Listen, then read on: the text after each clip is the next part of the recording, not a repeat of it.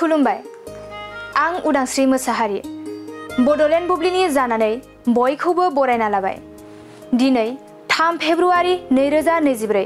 नोंथांमोननो बड'लेण्ड बुब्लिया दिनैनि साना मानि थाखाय मिथिजायो एबा दिनैनि सानाव मा हाबाफारि फालिनाय जायो नोंथांमोननो फारि फारि बड'लेण्ड बुब्लिया फोरमायगोन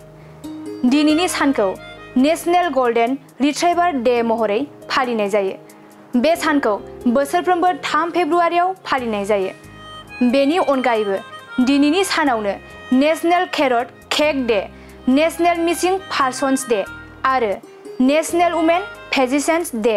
महरैबो फालिनाय जायो नोंथांमोननो बड'लेण्ड बुब्लिया दिनैनि सानाव मा हाबाफारिजों मिथिजायो आरो मा हाबाफारिखौ फालिनाय जायो फोरमायबाय गोजोन्थों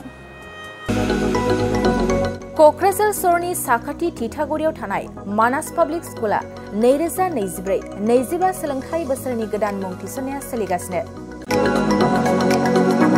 थिथागुरियाव थानाय इंराजि बिजोंनि मानास पाब्लिक स्कुलाव दासान्दि नार्सारिनिफ्राय 8 थाखोसिम गोदानै मुं थिसननाया सोलिगासिनो बे फरायसालियाव गुनगोनां सोलोंथाइ होनायजों लोगोसे फरायसाफोरनि थाखाय दं मोजां खाबुफोर थाखो फोरोंथायनि अनगायैबो yoga classes basic computer education English speaking skill maths and science projecting highly experience faculty आरो स्मार्ट क्लासेसनि खाबुफोर दं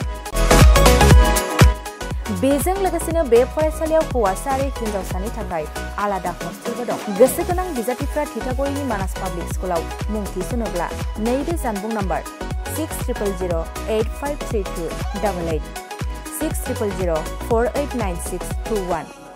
9101 008849 कल खालामनानै सुलाद लानो हागोन।